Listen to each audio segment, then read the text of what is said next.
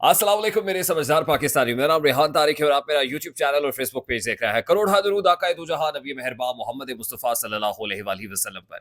इस दुआ और इस उम्मीद के साथ इस व्लॉग का आगाज करते हैं कि अल्लाह रब्बुल इज्जत इस मुल्क के फैसला साजों के दिलों में समझदार पाकिस्तानियों के लिए नरमी पैदा करते हुए वफाकी दारुल हुकूमत इस्लामाबाद से इंतहाई बड़ी खबर है जो आपके साथ शेयर करने जा रहा हूँ।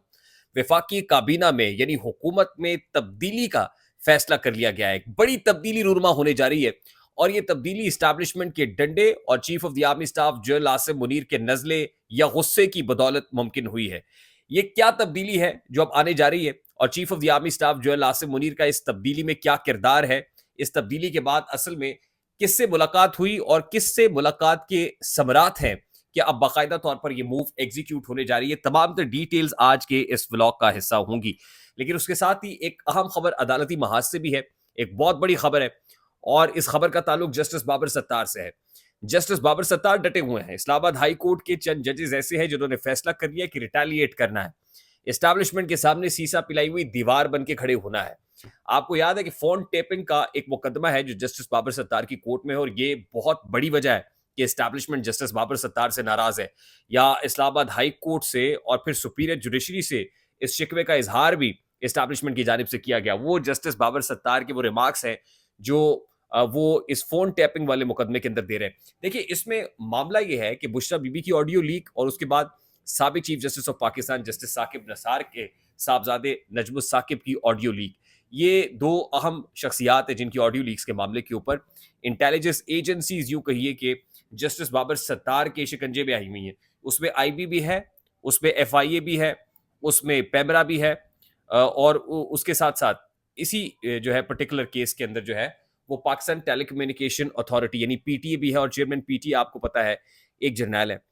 तो इन तमाम तर लोगों को जस्टिस बाबर सत्तार ने अपनी अदालत में पेशी का कहा। उसके बाद आईबी की जानिब से फिर इवन एफआईए की जानिब से जिस लैतो लाल का काम लिया जाता रहा, जिस अंदाज में मामले को प्रोसीड किया गया उसके ऊपर नजला भी गिरा और उसके बाद फिर बिलाखिर इन चारों इदारों ने जस्टिस बाबर सत्तार के ऊपर फॉर्मली इन रिटन जो है वो एतराजात का इजहार कर दिया कि जस्टिस बाबर सत्तार को जो है इस केस से अलहदा होना पड़ेगा, इस केस को किसी और अदालत में ट्रांसफर किया जाए। इसी नौयत का एक मुकदमा इस मुकदमे पर एक बेंच फैसला दे चुका है, तो बेहतर होगा कि उसी बेंच को ये फैसला रेफर किया जाए।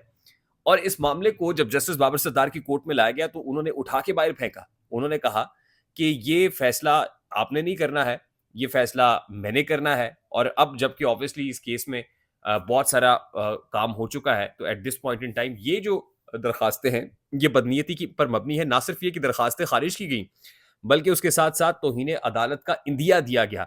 लेकिन लास्ट जो हियरिंग हुई थी उसमें आईबी की जानिब से अपनी दरखास्त को मुतफरिक दरखास्त में दरखास्त वापस लेने की इस्तदा की गई। उस वक्त जो है 5 लाख रुपए जुर्माना भी हुआ, तौहीन अदालत के नोटिस का इंदिया भी हुआ। लास्ट हियरिंग के अंदर आईबी की जानिब से कहा गया कि हम केस को वापस लेना चाहते हैं, इस दरखास्त को वापस लेना चाहते हैं।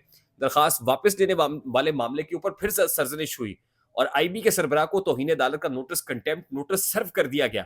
अभी जस्टिस बाबर सत्तार का जो 40 से जायद सफ़ात के ऊपर 42 सफ़ात पर मुश्तमिल ये फैसला है जो इशू किया गया है और उसके अंदर इन चारों के चारों डिपार्टमेंट्स और वफाकी हुकूमत से को ये बावर कराया गया है कि वफाकी हुकूमत असल में अदालत पर प्रेशराइज जो है वो होने की कोशिश कर रही है। उसमें आईबी, उसमें एफआईए, उसमें पीटीए और उसके अंदर जो है खास तौर पे जो इस पर्टिकुलर केस के अंदर जो चारों इदारे हैं यानी एफआईए है, आईबी है, पेमरा है और पीटीए है, इन तमाम तर इदारों से मुतालिक ये कहा गया है कि इन्होंने केस में ना सिर्फ ये कि जज के ऊपर प्रेशर डालने की कोशिश की, प्रेशराइज करने की कोशिश की उनको, बल्कि साथ ही साथ इस केस को खराब करने की कोशिश की। असल में वफाकी हुकूमत जो है वो इंटरवेंशन कर रही है और ये मामला इतना सादा नहीं है जितना मालूम होता है। और फिर दोबारा जो कंटेम्प्ट नोटिस है वो सभी को सर्व करने की का जो मामला है वो इस 40-42 सफ़ात के ऊपर मुश्तमिल नोट के अंदर उठाया गया है। तो ये मामला मजीद पेचीदा हो गया है, मजीद गंभीर हो गया है। एक तरफ जस्टिस बाबर सत्तार के अगेंस्ट जो है वो ट्रोलिंग हो रही है, दूसरी तरफ जस्टिस बाबर सत्तार डटे हुए हैं और वो इस तरह के केसेस और मैं अगर ये कहूँ कि इस्लामाबाद हाई कोर्ट अब उसके बाद डट गई है, ये रिटेलिएट कर रही है। उस अहम खत के बाद जो 6 जजेस की जानिब से लिखा गया तो कहना गलत नहीं होगा। यानी एस्टैब्लिशमेंट और इस्लामाबाद हाई कोर्ट या अदलिया के माबैन जो लड़ाई है वो अब एक नए मोड़ में दाखिल हो गई है। और अहम मामला तो ये भी है कि नए चीफ जस्टिस की तैनाती है और नए चीफ जस्टिस की तैनाती भी जो पुराने जुडिशल कमीशन के रूल्स हैं उनके मुताबिक होगी, क्योंकि हालिया जो जुडिशल कमीशन का इजलास है वो बेनतीजा खत्म हुआ, उसको गैर मुअय्यना मुद्दत तक के लिए मुलतवी कर दिया गया, लेकिन इस मामले के ऊपर कंसेंसस जरूर था कि पुराने जुडिशल कमीशन के रूल्स के मुताबिक जो अभी जजेस की अपॉइंटमेंट है वो होगी। खैर, अभी जो अहम मामला विफाकी काबीना से रिलेटेड है, उसमें मैं आपको खबर ये देने जा रहा हूं कि पाकिस्तान पीपल्स पार्टी ने विफाकी काबीना का हिस्सा बनने का फैसला कर लिया है। और ये फैसला एक ऐसे मौके पर किया गया है जब हाल ही में पीपल्स पार्टी 2 सूबों की गवर्नरशिप ले उड़ने में कामयाब हो गई है। पहली गवर्नरशिप पंजाब की और दूसरी खैबर पख्तूनख्वा की।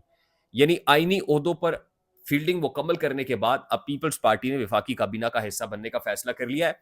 और ये फैसला ज़ाहिर है पीपल्स पार्टी का सिर्फ ज़ाती फैसला नहीं है, बल्कि इसमें इस्टेब्लिशमेंट का जो सीधा गो हेड है, इशारा है, वो शामिल है। Chief of the army staff general Asim Munir की मर्जी शामिल है।